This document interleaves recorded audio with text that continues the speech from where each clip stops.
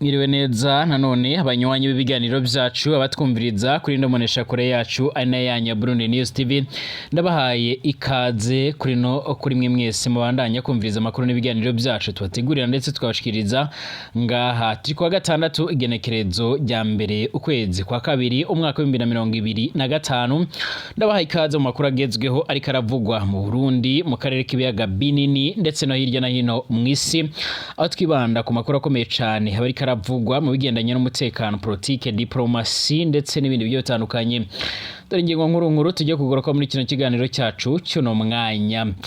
Amakuru akomeje kugenda aravugwa duhejeje kwakira kuri uno mwanya n'amakuru agendanye n'amagara atifashe neza y'umunyamabanga mukuru w'umugambwe AZINDUTSE uri ku butegetsi mu Burundi yeriteka Reverend ndikuriyo nkuko bizoma biradusumira mu nyuma yo kuvanwa mu gihugu ca Kenya i Nairobi umugwa mukuru w'icyo gihugu nyine mu bitaro bya kaminuza y'icyo gihugu agashikanwa muri leta zunze ubumwe z'Abarabu i Dubai kugira ngo ahabwe ubuvuzi bwisumbuyeho. Biravugwa yuko isumu yahawe ikomeje kumuzengereza ku buryo hariko harahifashishwa ibyuma bimufasha guhema neza uko byoma bigaragara. Umwe mubegereye umuryango yiwe yarasiguye yuko nubundi gushika uno mwanya atakizere bafise cyuko amagara yiwe azosubira kumera neza uko byoma bigaragara canga se nkuko yabidutangarije ubwo yavuganaga n'umumenyesha makuru wacu wa Burundi News TV nkuko byoma bigaragara. Ni mu gihe kandi umutambukanyi wiwe nubundi atabashije kuba yokomezanya n'indege ya Kenya Airways yamushikanye i Dubai muri leta zunze ubumwe z'Abarabu hagiye guhabwa ubuvuzi bwisumbuyeho.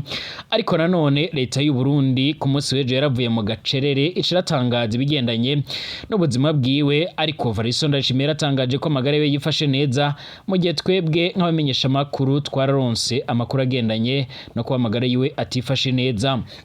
Icyakora hari amakuru akomeza kugenda aravugwa ndetse asigurwa namwe makurikiranira hafi politike y'u Burundi namwe mu burongozi bwa AZINDUTSE aho basigura ndetse bakagaragaza neza yuko Variso Ndashimira afise ingingo yuko agomba kuburabuza ndetse no gushaka uburyo yo kwikiza Reverend ndikuriyo nk'umwe mu bantu batanguranye mu kera cyane mu bigendanye na AZINDUTSE ndetse akaba yararonse amakuru amumenyesha yuko mu gihe atashaka uko yamwikiza azoca aragogwa no kurongora ikiringo ca kabiri nga mu gihugu c'u Burundi. Ni mu gihe mu Burundi twimirije amatora azotangura cyane cyane azotangura mu kwezi kw'indwi muri uno mwaka wa 2025 amatora agendanye n'abashinga amateka ndetse na nkenguruza amateka akazosozera mu mwaka wa 2027 azasozerwa nayo mukuru w'igihugu nkuko byoma biboneka gushika no mwanya. Variso Ndayishimiye yaramenyesheje ndetse anagaruka ku bigendanye no kuba abanyagihugu bagomba kumenyeshwa ibigendanye n'indongozi bagomba kuzotora ndetse n'indongozi zarayemewe na Seni umugwijejwe gutegura ndetse no gutunganya amatora mu Burundi, aho basabwa yuko rero umuntu wese agomba kuzotorwa agomba kubazi neza ibibanza abo azobarongoye ndetse n'inshingano ziwe. N'igihe mu Burundi bariha imbona kazoze kuba Burundi buteye imbere guturuka 2040 gushika 2060 nkuko bizoma bigaragara. Turagaruka ku makuru akomeje kugenda aravugwa n'ubundi mu Burundi. Variso Ndayishimiye arakomeje gushinza igihugu cibanyi c'u Rwanda kuba afise amakuru araturuka mu butasi yerekana neza yuko igihe gihugu kirongoye na President Paul Kagame cyo bagishaka kumugabaho ibitero biremereye cyane. Ni mu gihe igihugu cibanyi c'u Rwanda cyagiriza Burundi kuba bukomeje gukorana ndetse no gufatikanya n'imihari yiganjemo yakoze ihonyabwoko mu Rwanda umwaka wa 1994 ihonyabwoko gibasiye mu bwoko bw'abatutsi ndetse abenshi bakaba barasize ubuzima. Icyakora Uburundi bwiyamiriza ibyo ngibyo biriko birashinzwa cyane cyane mu gisirikare c'u Burundi. Turaza kugaruka kandi kubikomeje kugenda biravugwa mu ntambara ikomeje kubera mu seruko bwa Republika Iharanira Demokarasi ya Kongo aho umwari wa M23 uherutse kwigarurira igisagara ca Goma ndetse n'ibigwati bigikikije.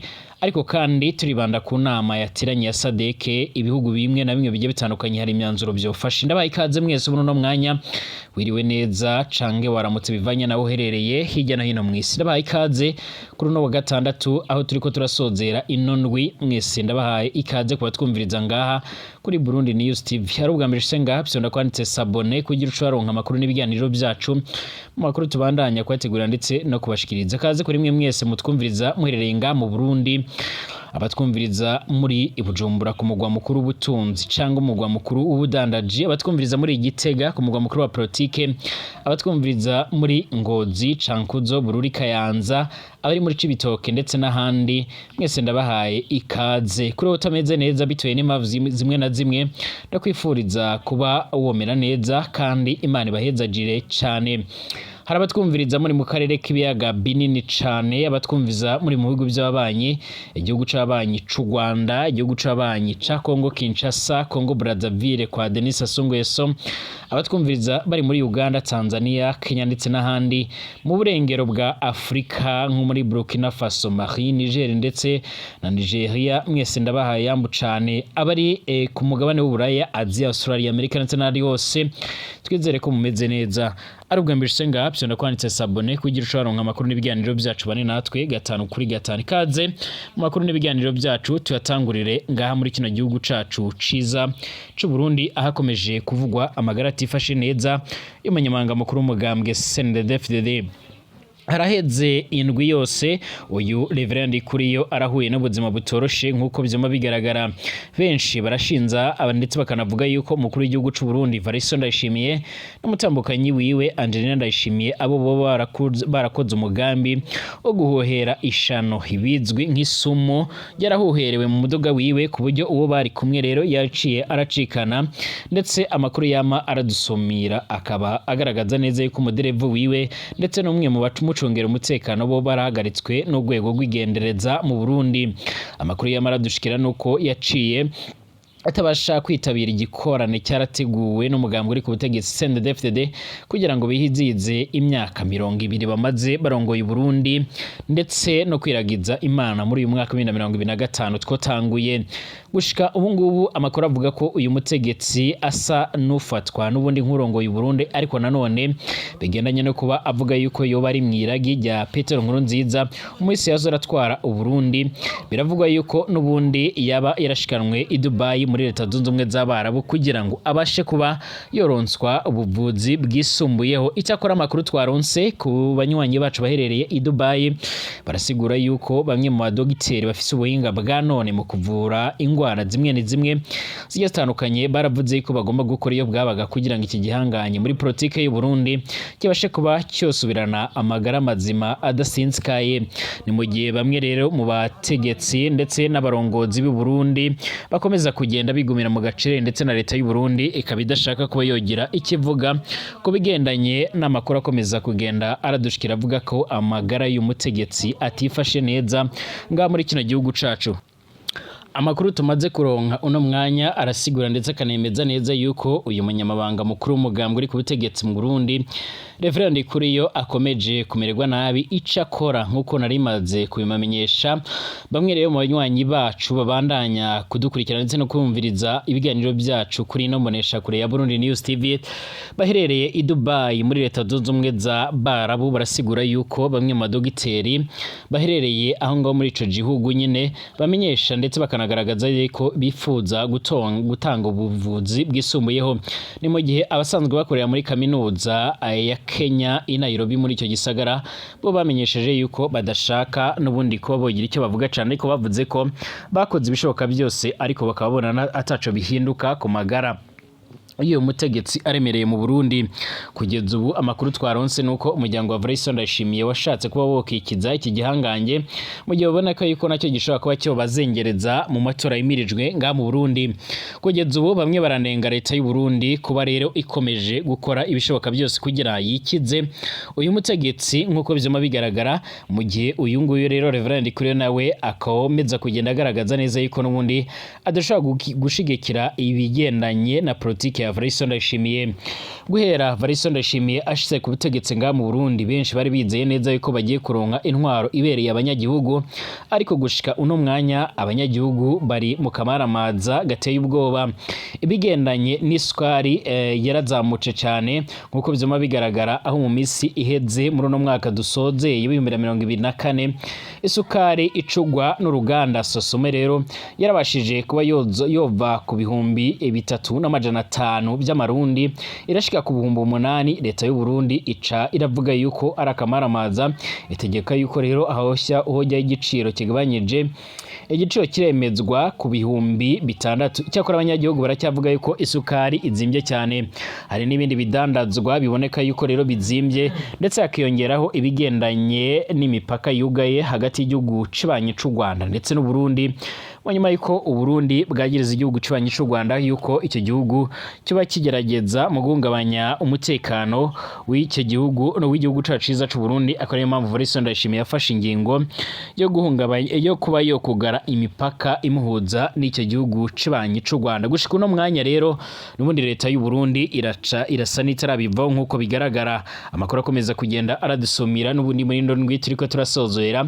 Valentin Ndayishimiye arongoye igihugu c'u Burundi yarakiriye bamwe rero mubahagarariye cange mu baserukira ibihugu byabo mu Burundi n'indi migambwe imwe n'imwe igiye itandukanye ikorera mu Burundi, maze aca aravuga yuko afite amakuru agendanye yuko igihugu cibanye c'u Rwanda kiba kiriko kirategura ibigendanye no kuba n'ubundi igihugu cibanye c'u Rwanda kiba gishaka guhungabanya umutekano w'u Burundi. Kuri uyu wa gatanu igihe Perezida Valentin Ndayishimiye u Burundi yariko rero arifurizanya umwaka mwiza n'abaserukira ibihugu byabo, yavuze ko rero atagikozwe ku Rwanda akarere kose kazokwadukamwe rero ingwano canke intambara ku buryo beremereye cyane. Perezida Valentin Ndayishimiye yaravuze ko bazi ko u Rwanda rufise imigambi yo gutera u Burundi, ariko ko abarundi babizi kandi bazivuna umwanzi ku buryo budasanzwe. U Burundi murazi neza yuko bwarungitse abasoda ku butaka bwa Republika Iharanira ya Kongo kugira ngo bafatikanye n'ingabo za Kongo babashe kuba bohangana n'ingabo za MTS, banavuga ko zitegwa inkunga n'igihugu cibanye c'u Rwanda. Icyakora u Rwanda rurabihakana rukavuga ko icyo gwashizeho ari ubwirinzi ku mipaka, ndetse u Rwanda rukagiriza Kongo rero kuba Kongo ikomeje gufatikanya n'imihari yiganjemo nka FDLR. Hishimikijwe amasezerano u Burundi bufisanye na RDC mu byo rero umutekano igisirikare nico gihugu kiri muri RDC gufasha nyene mu ntambara y'umuhari na MTS nk'uko bikomeza kugenda bigaragara cange nk'uko amakuru akomeza kugenda aradusomira. Gushika uno mwanya amakuru akomeza kugenda tugeraho nuko u Burundi n'ubundi bugifise intumbero ndetse n'ingamba zigendanye no kwa bofatikanya n'uwo muhari wa FDL ndetse n'ingabo za Kongo kugira ngo babashe kuba bohangana ku buryo budasanzwe. Amatora ya 2025 abazokwitoza barahamagarirwa kumenya kandi bakihweza amabanga bagiyemwo kugira ngo bazoserukire neza aba batumye canga imigambwe yabo. Akamo batewe n'umukuru w'igihugu kuri uyu wa kane uheze w'indwi turiko turasozera mu gihe yari yitabiriye amasengesho mpuzamadini y'umugambwe CNDD-FDD y'amatunganywa buri wa kane mu nyuma w'ukwezi. Amasengesho atunganywa nyine n'umugambwe uri ku butegetsi CNDD-FDD. Perezida Valentin Ndayishimiye yarabivuze afatiye ku kuba rero hariho ngo abashobora kuba barashizwe ku ntonde z'abashinga amateka ariko badahura koko ico rero bazoba bajejwe icyo igihe boramuka batowe.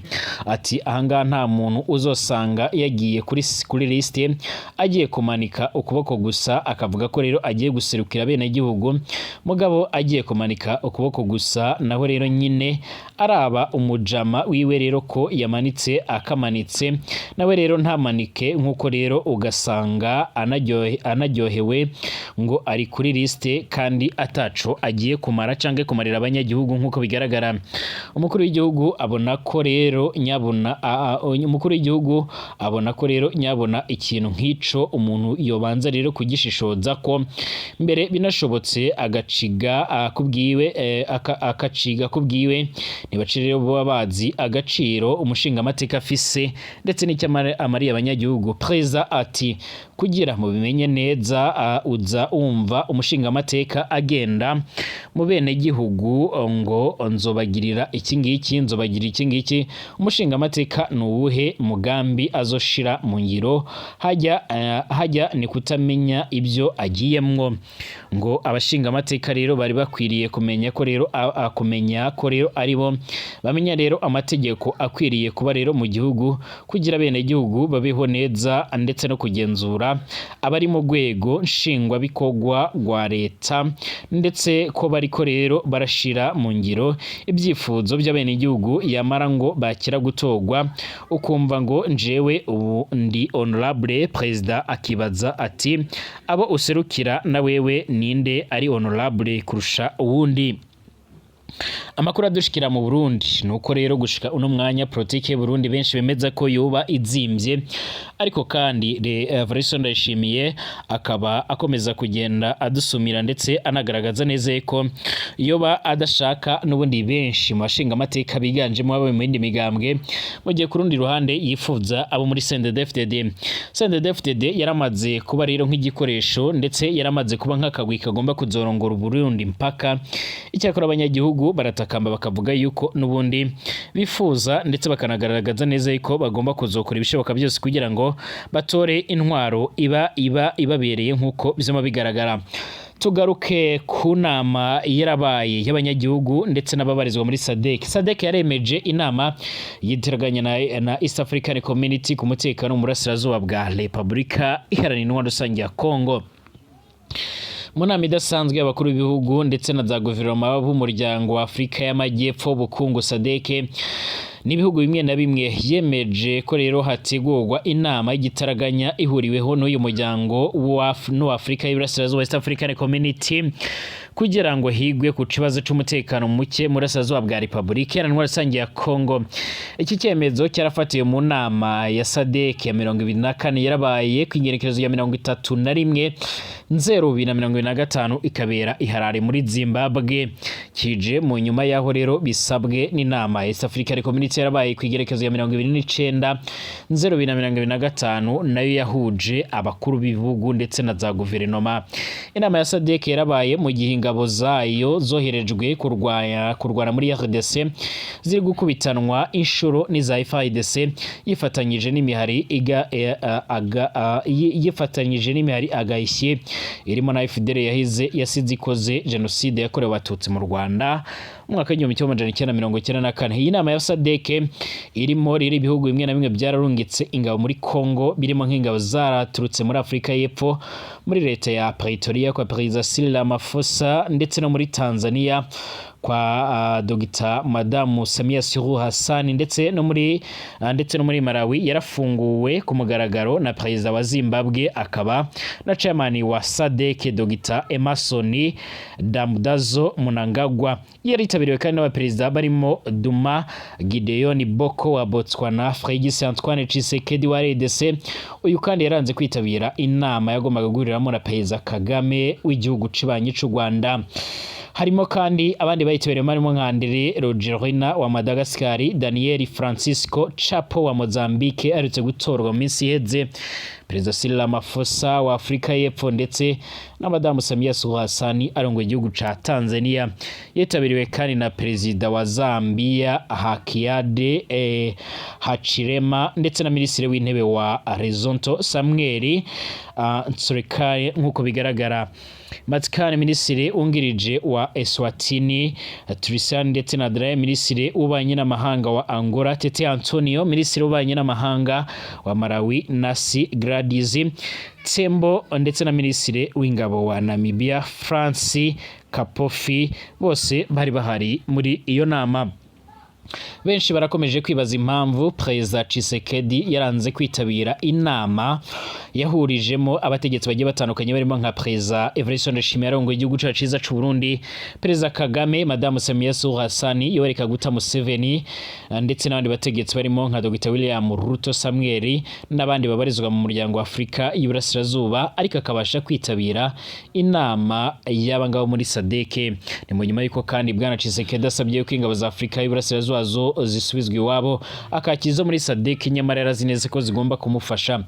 Hongeye kandi kwibukwa ingabo za SADC zari ziri muri ubwo butumwa zaguye mu mirwano cyari herutse kubera mu mujyi wa Sake zirimo izo muri Tanzania, Malawi, Afrika y'Epfo. Muri iyo nama kandi haragaragajwe impungenge z'uburyo rero intambara y'ikubera muri RDC ikomeje kuzambya ibintu ndetse abayitabiriye baranasaba ko rero hakwiriye kugira igikorwa byihuse kugira ngo haboneke ibyangombwa nkenerwa birimo rero amazi, amashanyarazi, ibiribwa, uburyo bw'itumatumanaho n'ibindi cyane cyane mu gisagara ca Goma n'ibigwati byayo.